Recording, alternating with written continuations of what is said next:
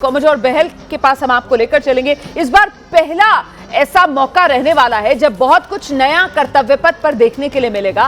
खासतौर से वो जो आरबीसी का कंटिंजेंट आने वाला है उसको लेकर बहुत उत्सुकता है कि कैसे वो जो बोल नहीं सकते हमारे बेजुबान जो सैनिक हैं लेकिन बहुत बुद्धिमान हैं, उनका जौहर भी आज देखने के लिए मिलेगा कर्तव्य पथ पर। बिल्कुल सही कह रहे हैं। जैसे बैक्ट्रियन कैमल जो डबल हम्प का कैमल होता है, या जो डॉग्स होंगे स्पेशल डॉग्स जिनको ट्रेन किया जाता है, वो सब दिखाई जाएंगे। लेकिन एक चीज जो बहुत इंटरेस्टिंग है मैं आपको बताना चाहूंगा, जो प्रेसिडेंट्स बॉडीगार्ड से डील करती है, क्योंकि ये कि तीसरी जो चीज है जहां पे आप देखेंगे कि 100 के करीब जो एनिमल्स हैं, घोड़े हैं, और 150 के करीब पर्सनल्स हैं प्रेसिडेंट्स बॉडीगार्ड के अंदर। और ये लोग 3 मेजर एरिया से, रीजन से आते हैं। एक है पंजाब जहां से जाट सिख आते हैं, दूसरा है हरियाणा जहां से जाट आते हैं, और तीसरा है राजस्थान जहां से राजपूत आते हैं। और इन सब की एक क्वालिटी, ये सब 6 फुट से ऊपर है। ये नहीं कि ऐसे पर्सनल ने पहले युद्धों में भाग नहीं लिया, उन्होंने 1962 से लेके आज तक 1999 के जो युद्ध हुए हैं, और ऑप सिंदूर का तो छोड़ दें हम पार्ट, तो तब तक उन्होंने भाग लिया है। और इसके अंदर उनका डिसिप्लिन आप जरूर देखिएगा, और कैसे घोड़े एक ही ताल में आते हैं, और ये चीज बड़ी इंपॉर्टेंट हो जाती है वहां पे। मैं आपसे चाहूंगी जरा इन तस्वीरों पर हम बात कर लें। देखिए, ये कर्तव्य पथ से अब सीधी तस्वीरें मिलने लगी हैं, और यहाँ पर जिस तरीके की तैयारियां हैं, ये मंच सजा हुआ है, समृद्ध भारत, आत्मनिर्भर भारत, विकसित भारत, जिन लक्ष्यों के साथ हम चल रहे हैं। और ये क्या विहंगम दृश्य है, कर्तव्य पथ और कर्तव्य पथ के दोनों ओर आप देख रहे हैं जो मेहमान है, वीवीआईपीज हैं, और साथ ही जो आमंत्रित मेहमान है, वो सभी अपनी अपनी जगह पर इस समय विराजमान नजर आ रहे। कॉमोडोर बहल, हम बात कर रहे थे प्रेसिडेंट्स बॉडीगार्ड की, तो इन जो घोड़ों को कैसे ट्रेन किया जाता है, इनकी बड़ी स्ट्रांग ट्रेनिंग होती है। ट्रेनिंग तो उनकी भी होती है जो घुड़सवार हैं, वो ज्यादातर आर्मर रेजिमेंट्स या ऐसे पैरा स्पेशल फोर्सेस से वहां से होते हैं, लेकिन ट्रेनिंग इनकी भी की जाती है। और खासकर इसलिए की जाती है क्योंकि जो क्राउड है, इतने बड़े क्राउड के अंदर वो आएंगे।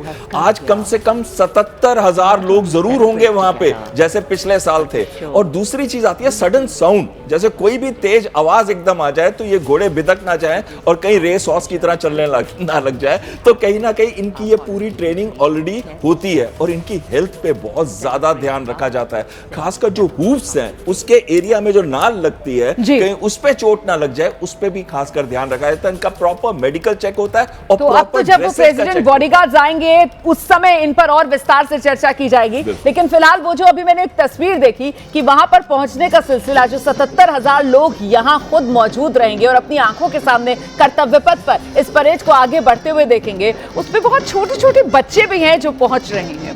और ये दिल्ली की सर्दी है संजय मिश्र, लेकिन मौका 26 जनवरी का जब होता है, चाहे धुंध हो, चाहे कोहरा हो, यहां तक कि चाहे बारिश हो। हालांकि आज तो सूरज निकला हुआ है, सूर्यदेव जो हैं वो भी आशीर्वाद दे रहे हैं हमारे गणतंत्र को। तस्वीरें मनमोहक हैं और लोगों का उत्साह देखते ही बन रहा है। देखिए, जो बच्चों का जज्बा होता है ना, वो अलग होता है। और बच्चे आज इस दिन का इंतजार करते हैं क्योंकि उनमें एक जो देश प्रति की भावना होती है, और वो एक, मैं बोलूँगा, देश की शान आन बान सब वो हो जाते हैं। और आप उनकी एक्साइटमेंट देखिए। आज जब ये बच्चे देखेंगे सेना की टुकड़ियाँ जारी है और ये झांकियाँ जारी है, उनका मोटिवेशन देखिए। हो सकता है इसमें से कई बच्चे मोटिवेटेड होंगे भारतीय सेना में ज्वाइन करने के लिए।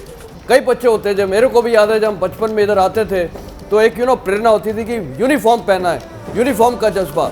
जो बच्चे आज बहुत उनको देखिए, और देश प्रति की भावना होगी। और जो बच्चे हैं वही इस देश का फ्यूचर हैं। 2047 की शेप तो यही करेंगे जो विकसित भारत की है।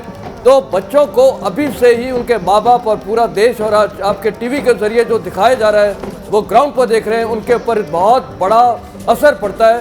क्योंकि जो आज बोलते हैं ना, हमने बच्चों के अंदर बीज बोया, वो बड़े होकर जब उन पर वही बीज निकलेगा, और वो देश के लिए उनके पेट्रियोटिज्म, नेशनलिज्म की भावना होगी।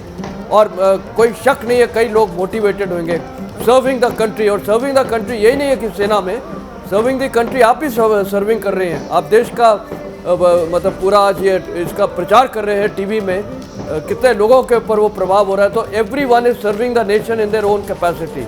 तो बच्चों का इसलिए बहुत बड़ा रोल है। बिल्कुल आप सही कह रहे हैं सर, और इसी वजह से जो अभी कुछ देर पहले हमारे सहयोगी दिखा रहे थे कि वो आईटीओ पर कुछ परिवार हैं जो पहुंचे हुए हैं वहां पर अपने बच्चों को लेकर, ताकि वो अपनी आंखों के सामने देख सके। मतलब एक होता है टेलीविजन पर ये तस्वीरें देखना और दूसरा होता है बिल्कुल आंखों के सामने से उस परेड को होकर गुजरते हुए देखना। और उस समय क्या आप महसूस करते होंगे, ये वाकई में एक अद्भुत अनुभव होता है। और ये तस्वीर आप देखिए जिसका मैं पहले जिक्र कर रही थी, किस तरीके से यहाँ तिरंगे की जो आन बान शान है उसको यहां पर दर्शाया जा रहा है। ये तस्वीरें आप गुजरात से देख रहे हैं, पोरबंदर की ये तस्वीरें आपके सामने हैं, हाथों में तिरंगा लेकर देशभक्ति का ये भाव। और इस समय इसी तरीके की देशभक्ति देश के जन जन के मन में बसी हुई है और इसी रूप में वो नजर आ रही है। तो पोरबंदर की ये तस्वीर भी बेहद सुंदर सी देखने के लिए मिल रही है।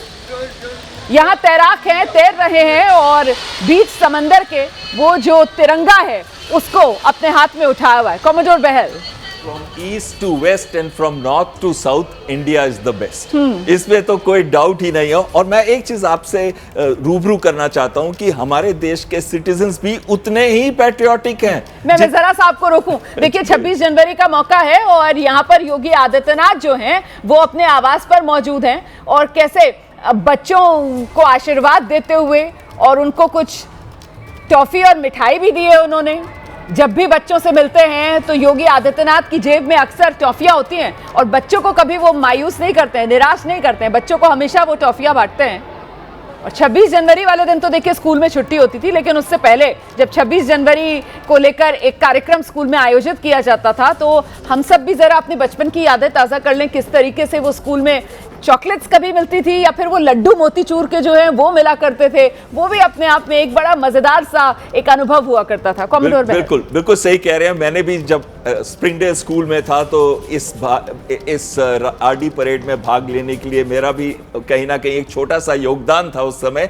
लेकिन मैं वहां पे हम वेट करते थे, जो स्पेशल पैकेट्स मिलते थे हमको। आपकी बात बिल्कुल सही है, जिसके अंदर चॉकलेट्स होंगी या फिर एक छोटा सा सॉफ्ट ड्रिंक का दिया जाता था और दिए जाते थे सैंडविचेस। तो कहीं ना कहीं वो बहुत बड़ी चीज होती थी। लेकिन सबसे बड़ी बात यह है कि ये जो छोटे बच्चे, जैसे जनरल मैस्टन भी कह रहे थे, बहुत ही इंप्रेशनेबल एज के होते हैं। जब ये देखते हैं हमारी सशस्त्र सेनाओं को और जो डिसिप्लिन के साथ वो मार्च कर रही हैं, तो कहीं ना कहीं वो इंप्रेशन उनके मन में हमेशा के लिए अंकित हो जाता है। और जैसे कि मैं पहले आपको भी आपसे डिस्कस कर रहा था कि सिर्फ 26 जनवरी या 15 अगस्त ही नहीं है, हमारे जो सिविलियन हैं, सिटीजन्स हैं, बच्चे। अच्छा, उत्साह देखिए वहां पर वो जो महिलाएं और बच्चे मौजूद हैं उनको ये समझ में आ गया है कि इस वक्त वो स्क्रीन पर दिख रहे हैं और इसी वजह से वो कैमरे की तरफ वेव करते हुए नजर आ रहे हैं। मतलब ये भी एक अलग तरीके का एक्सपीरियंस होता है। आप परिवार के साथ जाते हैं और इसके लिए बड़ी तैयारी आपको करनी पड़ती है और सुरक्षा के मद्देनजर, क्योंकि यहाँ पर बहुत ज्यादा चाक चौबंद तरीके से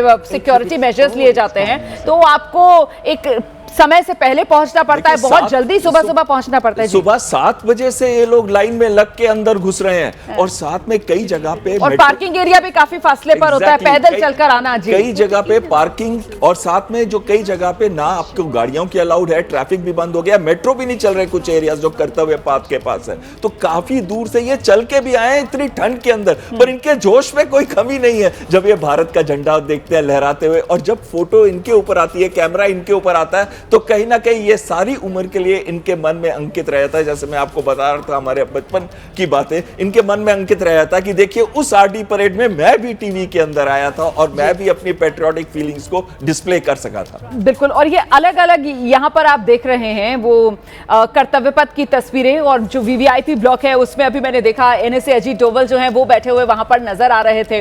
तो जो वीवीआईपीज हैं उनके पहुंचने का सिलसिला आप ये कह सकते हैं वो अब करीबन मुकम्मल हो चुका है, क्योंकि अब तो जो प्रोटोकॉल के तहत जो आला अधिकारी हैं और उसके बाद जो बड़े संवैधानिक पदों पर बैठे हुए लोग हैं, जिसमें रक्षा मंत्री से लेकर प्रधानमंत्री नरेंद्र मोदी और उसके बाद उपराष्ट्रपति और फिर महामहिम राष्ट्रपति पहुंचती हैं, जो मुख्य अतिथि होते हैं उनको अपने साथ लेकर। जनरल मिशन इस बार खास ये भी हो जाता है जिस तरीके से शायद ऐसा पहली बार हो रहा होगा कि किसी राष्ट्र के अध्यक्ष को नहीं बल्कि यूरोपियन यूनियन का जो नेतृत्व है उसको हमने 26 जनवरी के मौके पर मुख्य अतिथि के तौर पर यहां पर इनवाइट किया है। जनरल मिस्टन, बिल्कुल, ये इस टाइम बहुत यूनिक चीज़ है कि इस टाइम हमने यूरोप यूनियन और यूरोप कमीशन के हेड्स को बुलाया है।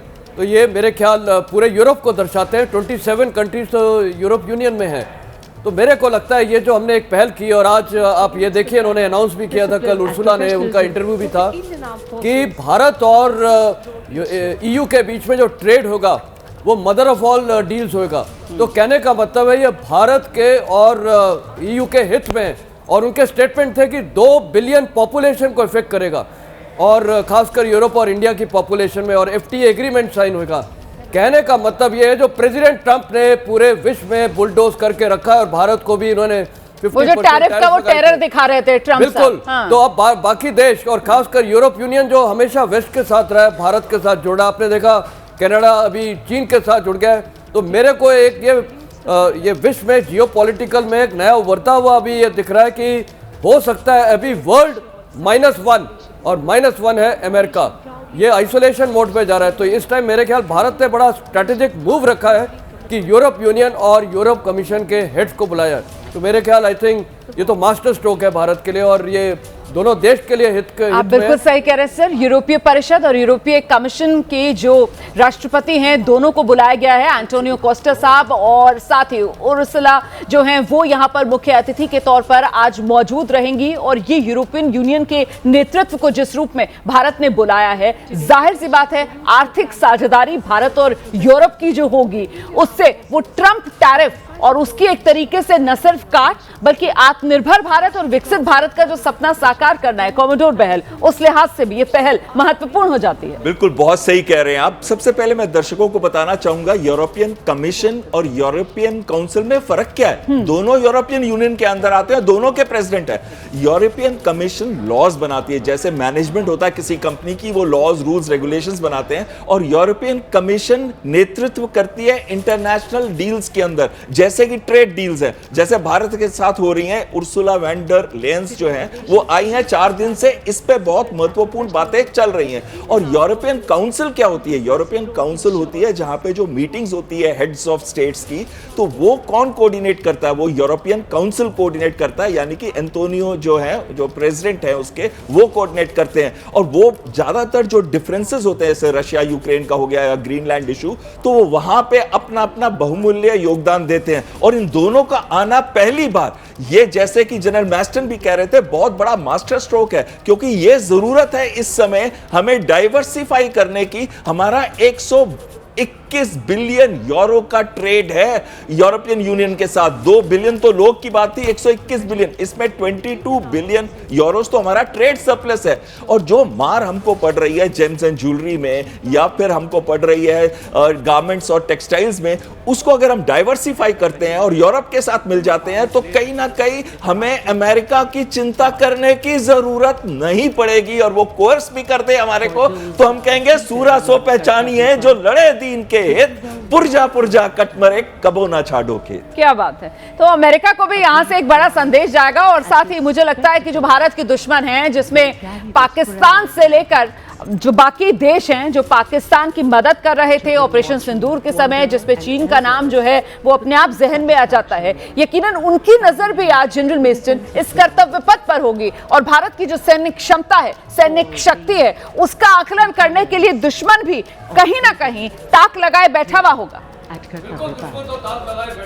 और आज पाकिस्तान में तो ये बहुत क्यूरियोसिटी से के साथ ये पूरा हमारा देखेंगे, और खासकर जो बैटल आरे फॉर्मेशन है, और इस टाइम कई नए हथियार, कई नया इक्विपमेंट डिस्प्ले हो रहा है जो अभी आर्मी में इंट्रोड्यूस हो रहा है कंसेप्चुअली, जैसे कि ये अनबैंड ग्राउंड व्हीकल्स है, काफ़ी चीज़ें आज दिखाई जाएंगी।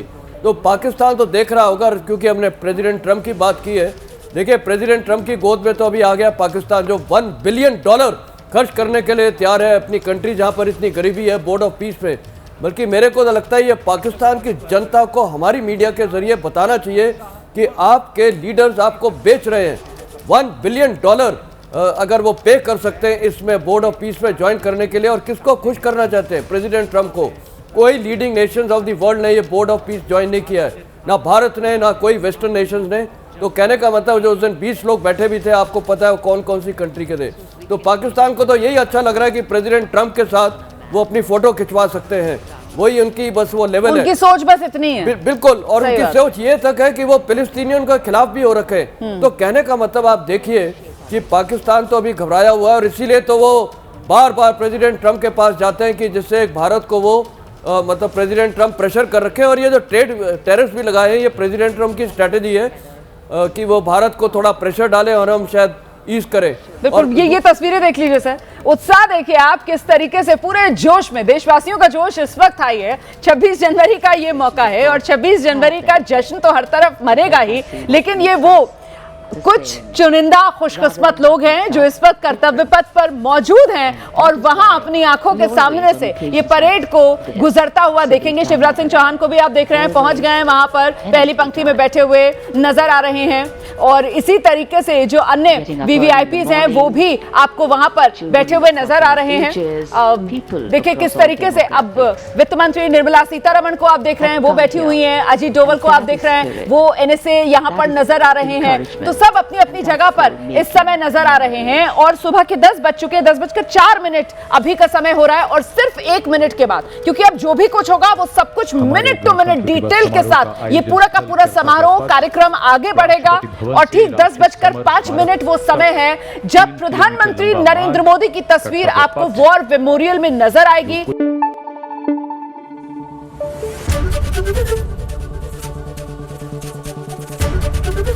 एबीपी न्यूज आपको रखे आगे।